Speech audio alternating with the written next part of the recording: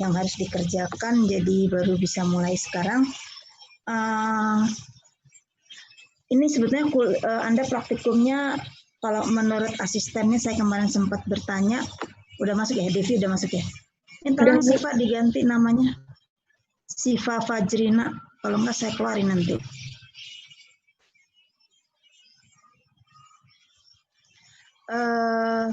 Saya tanya ke asistennya bahwa Anda praktikum Disbed itu bulan November ya, Devi ya? Iya Bu, tanggal 9 sampai 14 November Bu, dikasih waktunya seminggu. Seminggu itu ya, 9, 14, 9 tambah 7, 16, oke. Sampai Sabtu ya, berarti submit laporan hari. Oke, nah tapi walaupun demikian,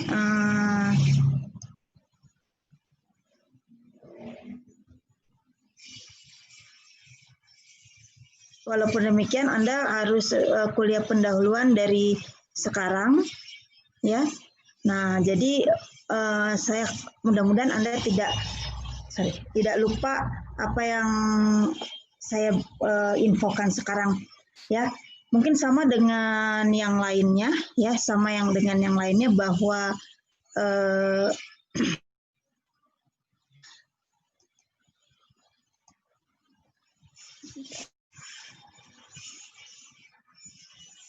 bahwa yang Anda itu harus melakukan pembicaraan awal dulu, kemudian nanti praktikumnya itu adalah praktikum daring. Jadi artinya Anda pakai data sekunder, ya. Anda pakai data sekunder sehingga nanti ya Anda tidak melakukan praktikum di sini, ya, seperti itu. Nah, kalau saya lihat jumlah pesertanya 33 ya. 32 ya. 33 nih 33 itu dengan saya dan asisten, berarti 31 ya. Benar Devi, 31? Harusnya 33 Bu jumlah praktikannya. Jadi ini belum masuk, ada yang belum masuk? Iya Bu, 2 orang lagi. Oke ya. Nah, harusnya ini nanti kelompoknya sudah dibagi ya. Nah, kemudian tadi saya sebetulnya sudah kasihkan ke asistennya sedikit materi. Nah, walaupun sebetulnya Anda ini di sini belum dapat kuliah batch distillation, karena batch distillation itu atau kuliah distilasi Anda baru dapat di semester depan. Nah, mau nggak mau Anda harus belajar sendiri dulu, ya. Nah, untuk proses distilasi itu memang diadakan di 2 semester. Semester sekarang ini adalah yang batch distillation, kemudian semester berikutnya adalah untuk yang continuous distillation. Sebetulnya prinsipnya hampir sama, hanya yang satu prosesnya adalah batch. Jadi artinya kalau batch itu umpannya dimasukkan sekali, ya. Kalau murni batch itu umpan dimasukkan sekali, kemudian produknya diambil pada waktu tertentu. Nah, tapi kalau continue itu umpannya dimasukkan terus-menerus, produknya dikeluarkan terus-menerus. Nah, proses distilasi Anda ini sebetulnya tidak murni batch distillation, tidak proses batch, tapi semi batch. Artinya apa? Memang umpannya dimasukkan sekali, tetapi produknya nanti diambil dari waktu ke waktu. Ya, produknya diambil dari waktu ke waktu. Sehingga distilasinya itu tidak murni batch. Jadi namanya sebetulnya adalah differential distillation. Nah, mungkin saya nggak akan berpanjang lebar karena memang tugas Anda adalah belajar dari sini ya. Ada kemungkinan sih nanti ya tidak semua yang ada di slide ini apa yang saya berikan tadi itu dipakai ketika Anda membuat laporan ya. Nah, yang saya buat ini adalah ketika kita ini adalah sebenarnya pendahuluan untuk yang offline ya, jadi yang praktikum. Nah, nanti ada beberapa yang mungkin tidak bisa dilakukan ya. Nah, jadi mungkin ada data yang nggak ada karena mungkin atau jadi setiap anak itu datanya mungkin tidak sama juga ya. Jadi Anda jangan mengandalkan Excel dari praktikum sebelumnya atau ini, tapi Anda harus benar-benar mengerti gitu tentang percobaannya, ya. Jadi seperti biasanya Anda tuh kan sudah punya ya laporan sebelumnya dan seterusnya. Nah, tetapi hati-hati kalau di daring ini kayak yang continuous distillation yang semester genap, setiap kelompok tugasnya nggak sama. Kemudian karena pakai data sekunder, kadang-kadang datanya saya switch gitu. Jadi ada yang datanya seperti ini, kelompok lain datanya tidak ada. Nah, nanti pengerjaannya jadi sedikit berbeda gitu ya. Jadi hati-hati di dalam melihat laporan yang sudah ada ya. Nah, tadi saya sudah jelaskan batch distillation seperti apa. Nah, kalau Anda lihat di gambar paling depan, itu sebetulnya batch distillation yang ada di industri. Ya, gambarannya seperti ini, ya, di mana di sini ada still-nya di bagian bawahnya. Kemudian ya di bagian sininya ini ada still-nya, kemudian ada kolomnya dan seterusnya. Ini adalah yang di industri. Nah, kita lihat itu adalah still-nya itu berupa labu biasa ya, labu bundar, kemudian ada kolom dan ada juga pengatur refluksnya ya. Nah, seperti itu. Nah, nanti Anda bisa baca-baca ya sejarah awalnya distilasi ya. Sebetulnya distilasi itu sebetulnya proses yang sudah tua gitu, artinya sudah dipakai sejak berpuluh-puluh atau bahkan beratus tahun yang lalu ya, terutama di negara-negara yang 4 musim ya. Kenapa mereka melakukan distilasi? Karena mereka biasanya kalau 4 musim, kalau musimnya sudah winter, mereka itu pakai minum kayak wine apa-apa ya, jadi yang minuman berfermentasi. Nah, kemudian untuk meningkatkan kadar alkoholnya mereka lakukan distilasi ya. Jadi itu adalah jadi memang proses itu sudah berlangsung lama. Jadi sebetulnya yang namanya distilasi itu sudah dikenalkan sejak lama gitu ya. Nah, terutama yaitu tadi yang saya bilang di negara-negara 4 musim. Nah, kenapa mereka harus mendistilasi? Karena kalau produknya hasil fermentasi, biasanya kadar alkoholnya masih rendah. Ya, kalau misalnya Anda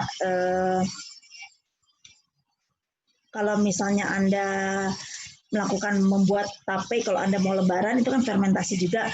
Nah, itu nanti kalau Anda cek kadar alkoholnya itu masih di bawah 20%. Atau bahkan mungkin juga kalau encer sekali rendah sekali. Kemudian biasanya mereka naikkan dengan cara distilasi ya, seperti itu. Nah, gambar yang di kiri ini distilasinya ya sangat sederhana gitu ya.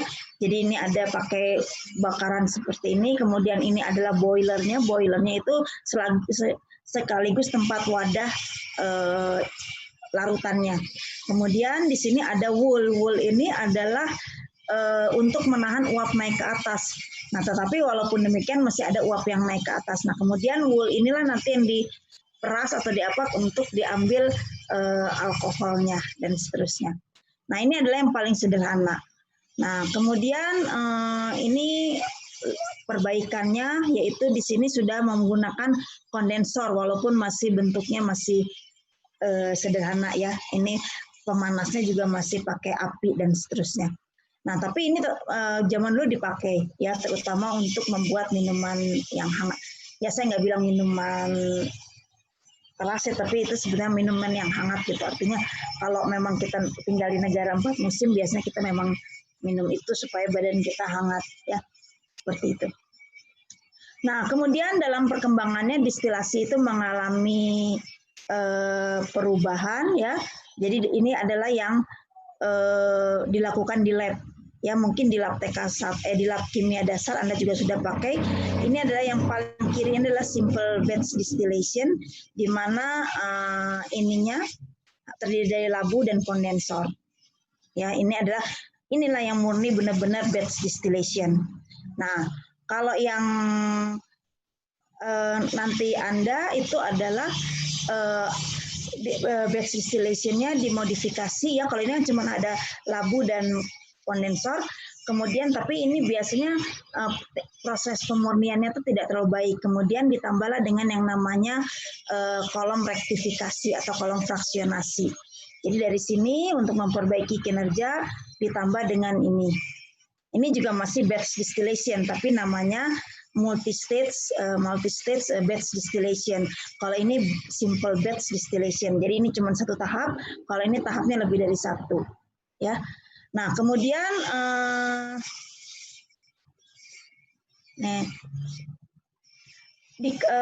ada perkembangan lebih lanjut ya, atau di lab Anda itu nanti distilasinya itu adalah selain ada kolom fraksionasinya, saya coba lihat mungkin di sini ada, juga ada pengatur refluksnya ya. Jadi di sini enggak tahu ya saya ada apa enggak ya, ntar saya ke belakang dulu. Ini yang tadi ya, ini labunya, kemudian di kolomnya. Nah kemudian di sini ada yang namanya dikembangkan tuh ada ketika kalau yang tadi kan langsung dikondensasi ditampung. Nah ini hasil kondensasinya sebagian dikembalikan. Nah inilah yang kita pakai di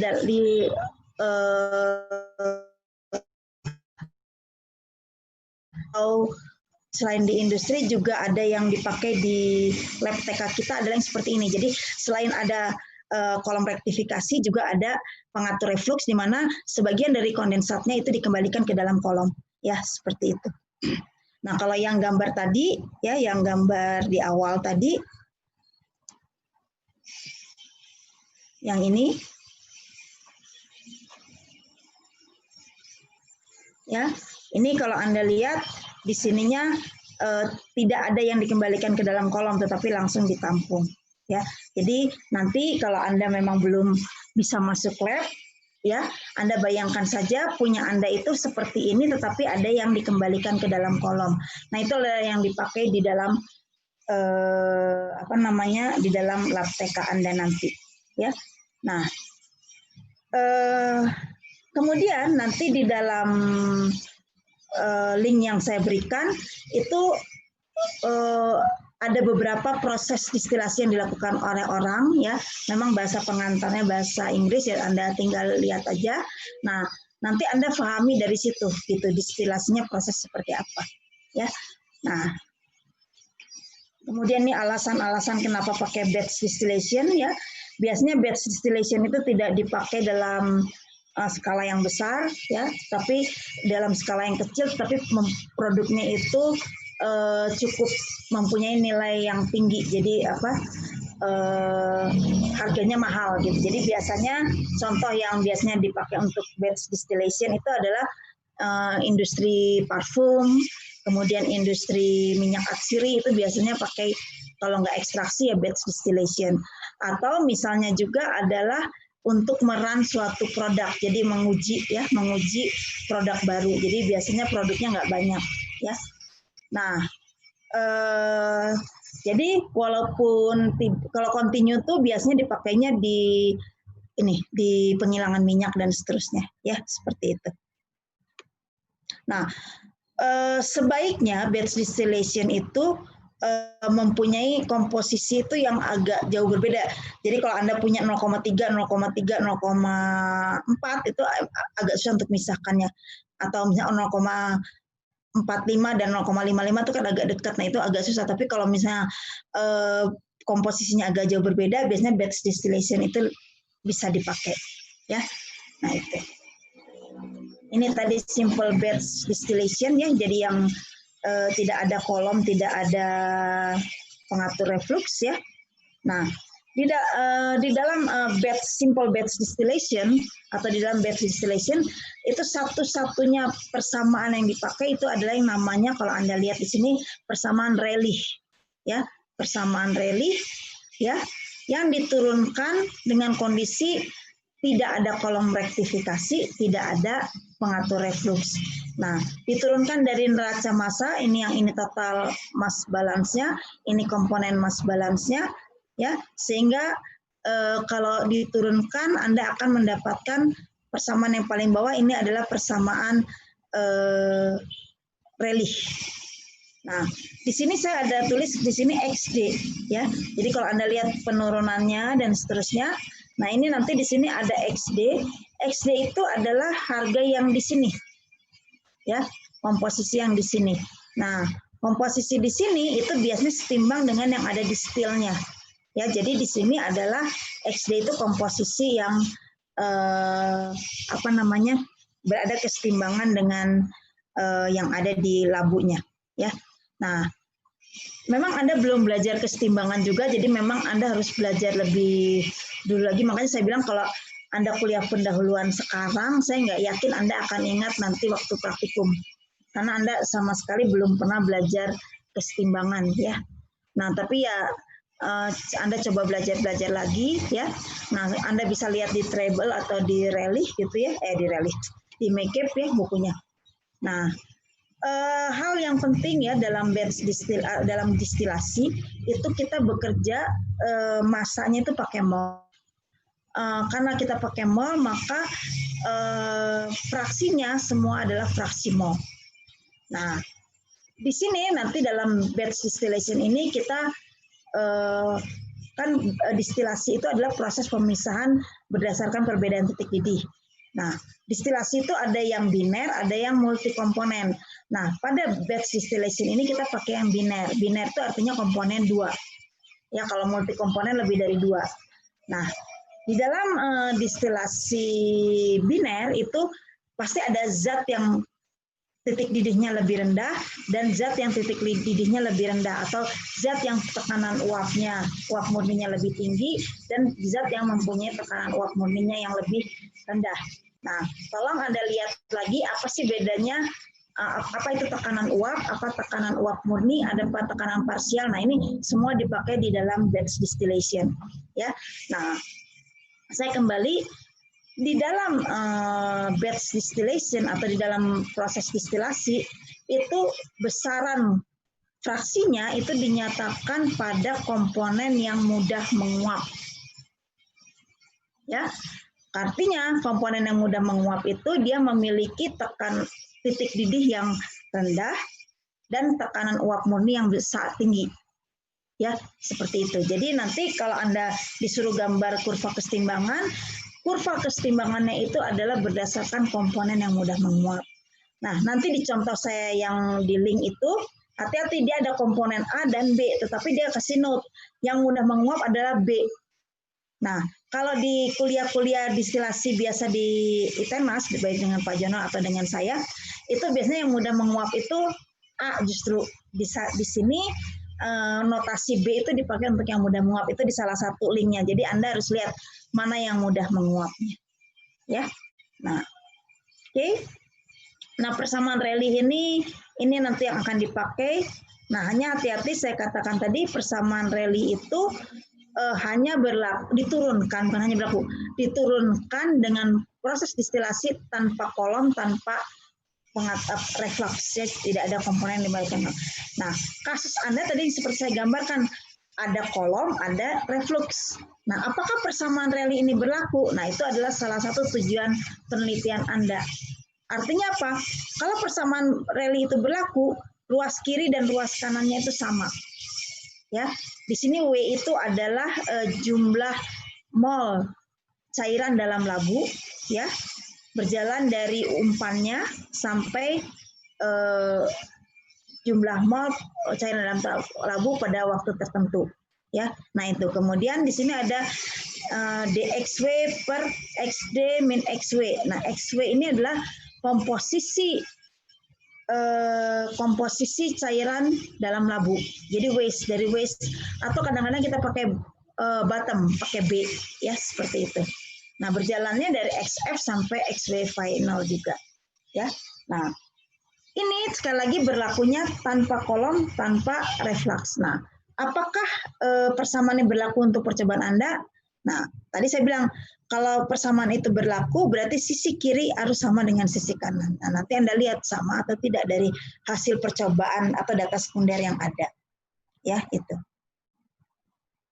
Nah, penyelesaian persamaan Rayleigh-nya ya integral biasa ya, atau kalau mau pakai kurva, berarti Anda nanti harus plotkan kurvanya apa ya? XW terhadap X terhadap 1/XD min XW. Kemudian Anda bisa kerjakan dengan metode Simpson, trapesium ya. Nah, luas di bawah kurva itu adalah harga ini.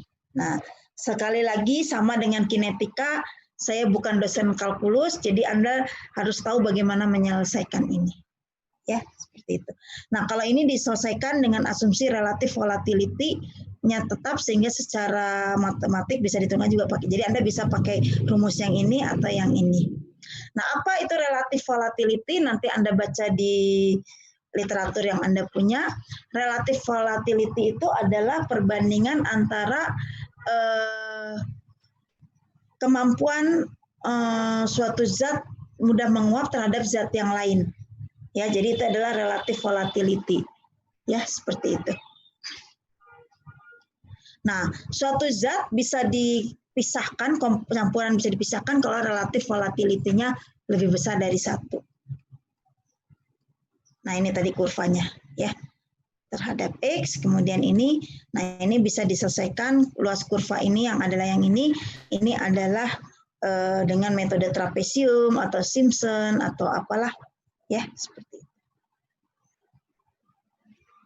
Oke, nah ini Simpson rule-nya ada kebetulan di sini. Hati-hati kalau Simpson rule itu ada syaratnya ya. Ininya harus genap.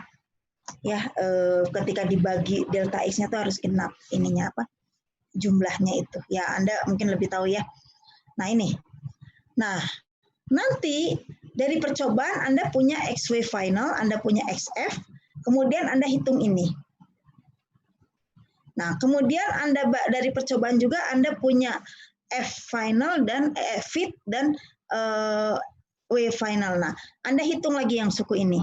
Nah, Anda hitung ini, apakah ini sama dengan yang ini? Nah, kalau sama berarti ya persamaan real ini bisa dipakai untuk seperti itu ya, atau data Anda. Ya, seperti itu. Kurang lebih seperti itu. Nah, tergantung nanti asistennya mau ngarahnya seperti apa. Ini salah satu contoh dari saya. Jadi karena Anda dari percobaan Anda punya harga XW final dan XF, kemudian Anda melakukan integral di sini, dan dari percobaan Anda punya F dan W final, Anda bisa hitung ini. Nah, kalau persamaan real itu berlaku, maka ini dan ini harus sama.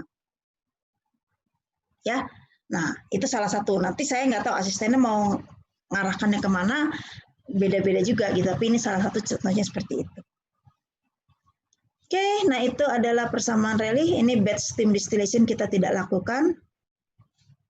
Sebetulnya kalau datanya sekunder sih bisa aja, tapi kita ambil yang biasa dipakai aja. Ya, jadi ini enggak. Nah, ini yang tadi punya Anda. Ya. Nah, bedanya Anda punya ini, yang merah ini, dan punya ini. Nah, jadi pertanyaannya apakah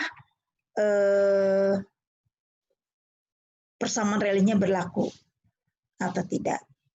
Nah, kalau Anda lihat di sini, ya, kalau Anda lihat di sini, Anda itu punya proses, ya. Jadi kalau nanti kalau Anda belajar distilasi, itu prosesnya itu adalah ada yang namanya proses di atas pemasukan umpan dan proses di bawah pemasukan umpan. Jadi biasanya kalau ini saya bicara continuous distillation ya.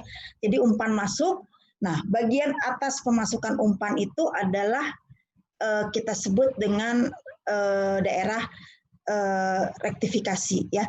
Nah, kemudian bagian bawahnya itu adalah pengayaan, enriching. Nah, jadi di sini itu adalah kalau kita bicara continuous distillation. Nah, kalau untuk batch distillation, Anda perhatikan umpannya itu di bawah sini. Nah, jadi seluruh prosesnya itu seolah-olah di atas pemasukan umpan. Jadi nanti garis operasi yang dipakai adalah hanya garis operasi atas, tidak ada garis operasi bawah. Jadi kalau yang sudah pernah ngambil, saya nggak tahu, kayaknya nggak ada sih yang pernah ngambil operasi perpindahan massa, itu nanti untuk continuous distillation ada garis operasi atas, ada garis operasi bawah. Nah, kalau batch distillation itu hanya garis operasi atas saja. Nah, garis operasi atasnya seperti apa?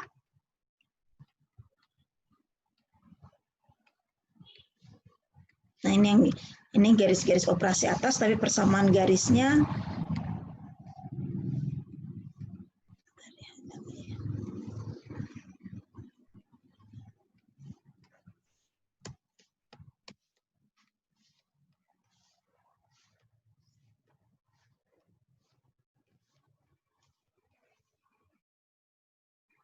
malah enggak deh.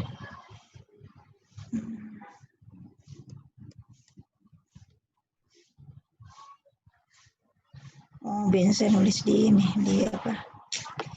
Di papan tulis ya, sorry.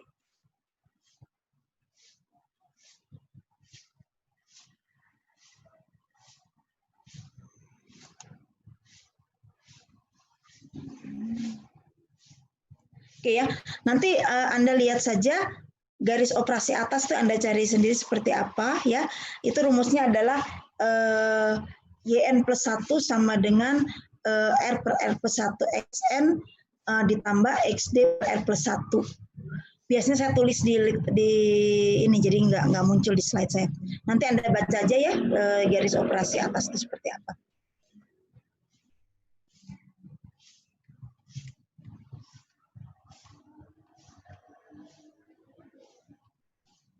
Nah, hal yang penting di dalam distilasi biner itu Anda bisa menggambarkan kesetimbangan itu dalam bentuk kurva kesetimbangan. Ya, nanti lihat lagi bagaimana Anda mencari ini kesetimbangannya.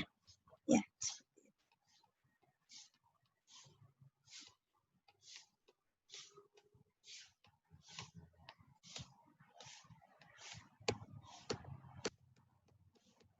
Oke. Nah, jadi silakan Anda pelajari dulu ya, karena saya agak, kalau Anda saya terangkan sekarang juga nanti kan coba mana asisten Devi, ada pembicaraan awal nggak nanti? Boleh Bu, kalau misalkan diadakan. Nggak di ininya, di ininya dari koordinatornya gimana? Di koordinator boleh Bu, jadi tergantung dari dosennya lagi Bu. Di dosen modulnya. Awal atau tes awal ya? Bagaimana Bu? Pembicaraan awal apa tes awal? Jadi di sana Bu, untuk hari pertama ada penjelasan modul dari dosennya. Apabila tidak diisi untuk hari Seninnya, boleh dilakukan pembicaraan awal atau bagaimana dari koordinator. Oke, nggak, soalnya saya memang berpikir ini ya, apa karena anak-anak ini praktikumnya masih bulan November ya, tanggal 4 ya? Tanggal 9 Bu. Tanggal 9. Nah, kalau saya kasih sekarang materi yang ininya nanti kayaknya, waduh, sedangkan mereka menjelang ada modul lain dulu kan, 4 modul di depan saya ya? Iya Bu. 3 modul. Takutnya itu, jadi nanti mungkin ya, jadi gini aja, Anda silakan baca dulu tentang batch distillation itu apa dan seterusnya, ya silakan lihat movie apa ini yang saya berikan. Nah, kemudian kayaknya nanti sebelum tanggal 9 tuh udah mulai dikasih data ya? Untuk pengasihan datanya Bu, hari Selasa Bu dijadwalkannya untuk gitu. jadwal tes. Berarti tanggal 9 itu ada pertemuan aja lagi untuk pembicaraan awal atau tes awal lah, gimana lah nanti itunya ya. Ada, baru nanti datanya diberikan ke hari Selasanya ya, tanggal 10 ya. Iya Bu. Nah, gitu ya. Nah, jadi kembali lagi ke Anda ya. Jadi nanti Anda siapa yang mau praktikum ini silakan baca dulu batch distillation itu apa. Karena saya waktu kemarin saya tanya asisten baru praktikum tanggal 9, kalau saya jelaskan sekarang nanti akan gone with the wind juga gitu. Jadi apa?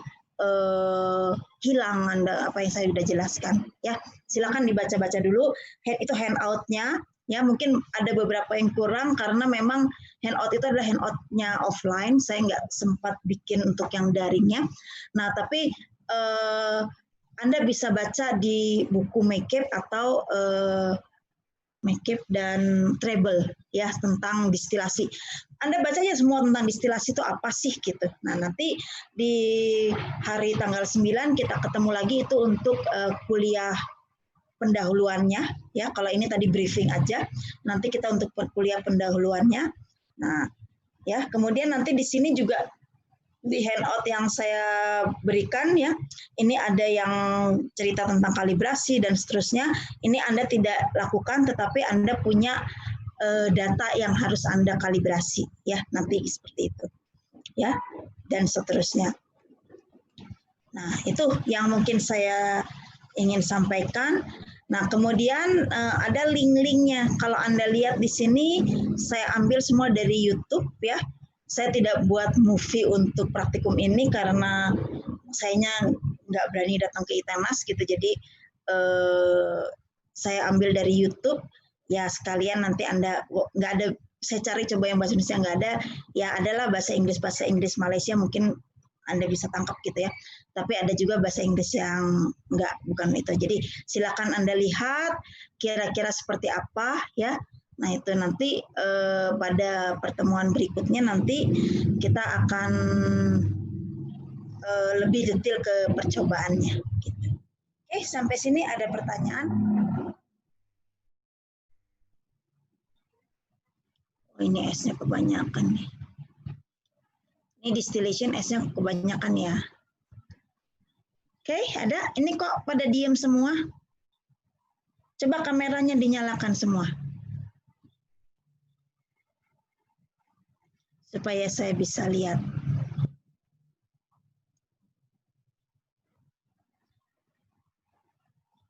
Oke. Ada yang mau ditanyakan? Ini berapa ya tadi? 35. Jadi 33 ya. Udah hadir semua ya? Sudah, Bu. Sudah masuk semua. Oke. Ya, jadi sekali lagi saya katakan bahwa nanti ujiannya itu praktikumnya itu kan data sekunder. Nah, kalau data sekunder biasanya memang saya modifikasi lagi. Jadi artinya gini, kalau praktikum biasanya datanya yang diambil hampir sama semua. Nah, kalau data sekunder dari data yang ada itu biasanya saya olah lagi. Nah, jadi untuk setiap kelompok itu mungkin agak berbeda ya. Nah, kalau pengerjaannya agak berbeda berarti nanti teorinya pun juga harusnya nggak boleh sama gitu. Ya, seperti itu. Jadi memang sengaja saya buat seperti itu karena ini offline ya, jadi tidak praktikum, jadi hard skill Anda nggak ada gitu. Jadi saya buat hard skill Anda dalam bentuk yang lain gitu. Nah, kalau sama semua kan nanti jadinya apa namanya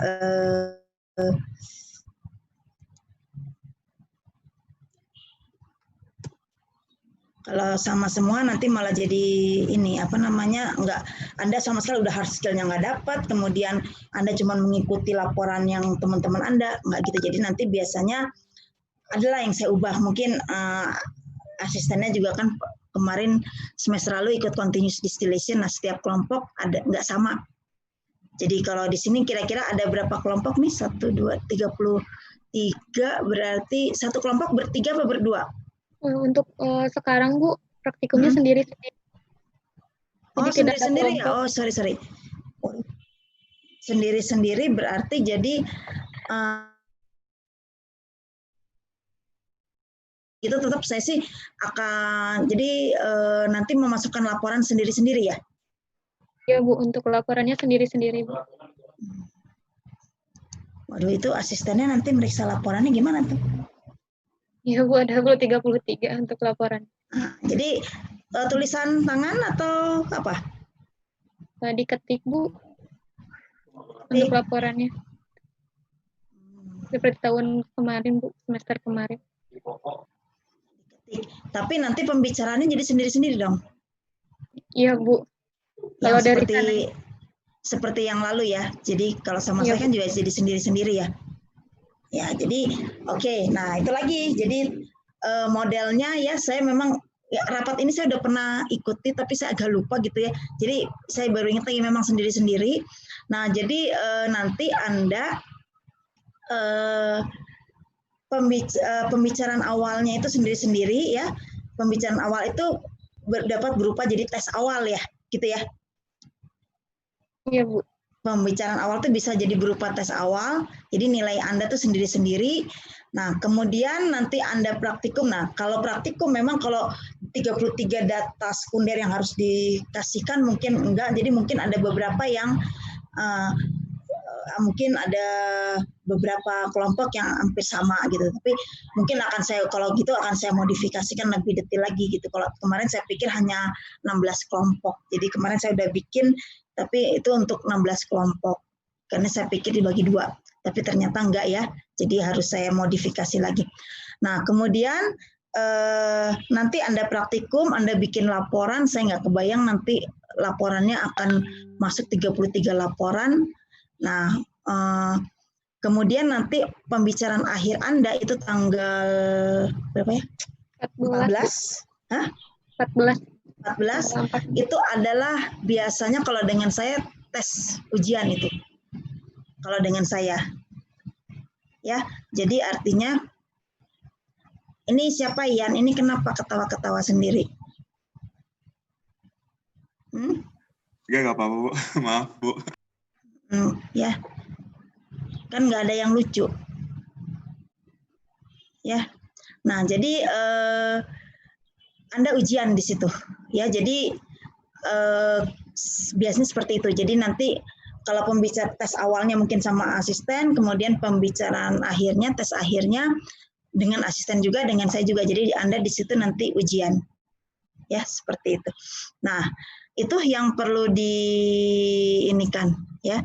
Nah, kemudian nanti jadi nanti pada tanggal 9 kita ketemu lagi apa tes awal, tapi mungkin saya kasih sedikit tentang praktikumnya seperti apa gitu. Kalau saya bicara sekarang kayaknya nanti Gone with the Wind juga gitu. Jadi udah aja nanti pas tanggal 9. Tanggal 10-nya baru dikasih data. Ya, seperti itu. Oke, ada pertanyaan?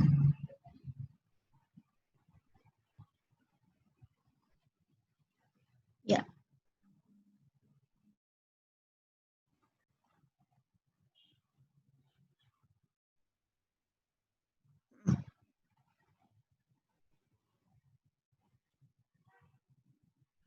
Tertulis tapi disubmit pada saat itu. Jadi biasanya ujian saya tuh ada 4 soal misalnya, contoh ya. Ini 4 soal itu saya bagi untuk 2 jam. Jadi 30 menit pertama itu soal pertama, kemudian 30 menit kedua soal kedua. Nah, jadi misalnya kita mulai jam 9, soal pertama tuh setengah 10 udah harus submit. Gitu. Nah, walaupun nanti soal kedua itu ada kaitannya dengan soal pertama, tapi harus masuk dulu. Ya. Nah, kemudian nanti soal kedua Anda kerjakan 30 menit kemudian dimasukkan lagi. Jadi seperti itu. Jadi tertulis. Enggak oral test, enggak. Jadi tertulis. Ya, kayak gitu. Nah, jadi biasanya kalau kemarin itu karena sedikit itu ujiannya itu menurut ini Anda tugasnya Anda gitu. Jadi Anda punya tugas apa? Nah, saya minta Anda menggambarkan tugasnya Anda, misalnya kurva kesetimbangannya, misalnya toluen benzin. Nah, itu nanti kita gambarkan itu Anda kurva kesetimbangannya toluen benzin.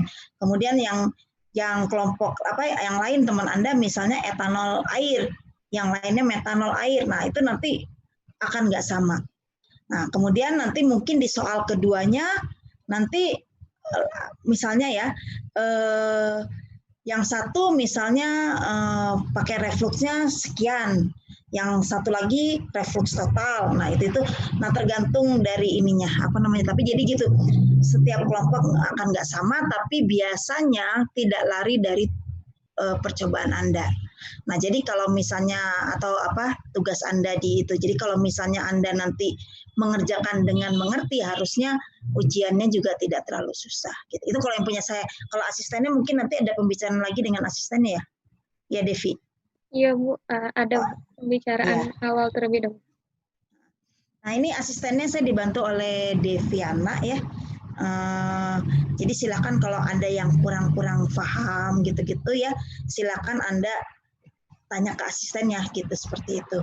Nah, tapi kalau misalnya tidak ada pertanyaan, ya asistennya akan menganggap ya Anda mengerti semua. Gitu. Kalau saya pikir Anda akan banyak pertanyaan karena Anda belum pernah dapat pelajaran distilasi. Jadi apa yang Anda harus pelajari itu adalah apa itu distilasi, kemudian yang kedua apa itu batch distillation, apa itu differential distillation, apa itu reflux total. Nah, itu semuanya ada di bab distilasi. Ya. Jadi kalau yang namanya batch distillation itu biasanya paling depan. Kalau yang ke belakang itu udah continuous distillation. Nah, kemudian apalagi apa itu kesetimbangan? Nah, satu mungkin yang Anda perlu ingat, di dalam proses operasi teknik kimia itu selalu ada kesetimbangan. Ya. Kalau distilasi kesetimbangannya apa? Uap cair. Kalau misalnya absorpsi itu adalah gas cair. Ya, ada uap cair, ada gas cair, ya, beda ya. Kemudian ada lagi yang cair-cair. Nah, itu adalah kesetimbangan. Semua kita bicara kesetimbangan. Nah, kalau distilasi kesetimbangannya uap cair. Nanti fraksi molnya dinyatakan Y, untuk fase uapnya, cairnya adalah X gitu. Ya, seperti itu. Jadi seperti itu. Oke, ada yang mau ditanyakan?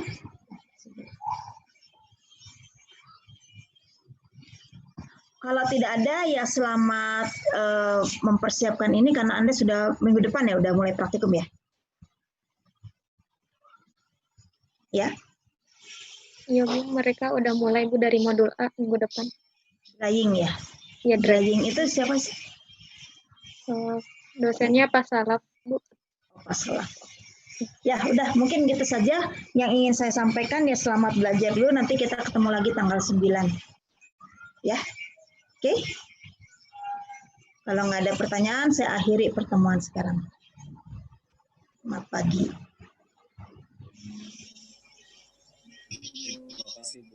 Terima kasih Bu. Terima kasih Bu.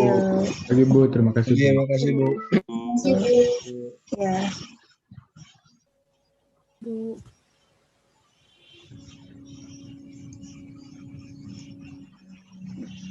Devi-nya udah keluar belum?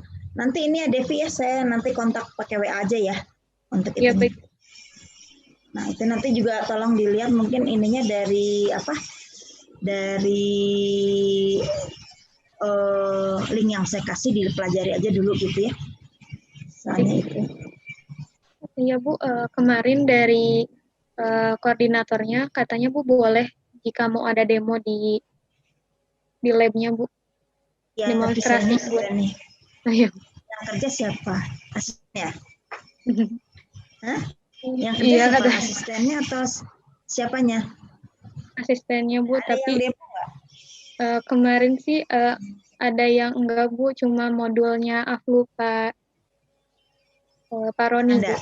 Pajak. Kemarin Pak Raja disuruh. Oh gitu. Ya kalau kemarin tuh juga ditawarkan sih, tapi sayangnya kan nggak berani ke kampus, jadinya saya bilang udahlah coba pakai ini dulu gitu yang ada. Apa itu sebetulnya agak kelihatan sih, tapi ya kita harus dengerin benar-benar apa yang dia katakan gitu. Jadi contohnya analisisnya pakai apa dia sebutkan sih, tapi memang alatnya mungkin nggak sama dengan yang ada di lab di lab TK gitu. Sama-sama pakai indeks bias tapi model alatnya beda gitu. Tapi yang seperti itu gitu. Nah kalau memang nanti misalnya Devi nanti lihat kan masih ada waktu 1 bulan lagi ya. Iya Bu. Misalnya dari alat yang diperagakan bahasa Inggris itu kurang ini ya, misalnya kurang ya silakan aja kalau mau itu, tapi saya nggak akan ke kampus. Kamu di mana posisi? Rumah saya posisi? Di daerah Rancakek Bu. Oh, jauh dong ya. Iya. Yang kerja apa Pak Teddy atau asistennya? Kalau dari sana Bu katanya nanti dibantuin sama Pak Teddy. Cuma ada surat koordinasi lagi Bu. Tapi harus ada asistennya kan? Iya Bu. Atau tapi Pak Teddy sendiri? Ada asistennya juga Bu. Cuma rata-rata asistennya pada di luar kota Bu. Oh terus dosennya paling enggak. Kalau untuk mode AFLU, kayaknya Bu dibantu sama dosen.